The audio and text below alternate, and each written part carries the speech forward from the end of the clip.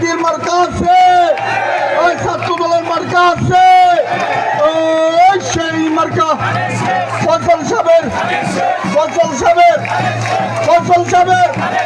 মার্কা কিনে সবাই বলো, আওয়াজ তুলো ছাত্র দল। আমি অত্যন্ত সাইদুল ফিকিরকে মঞ্চে আসার জন্য অনুরোধ করছি।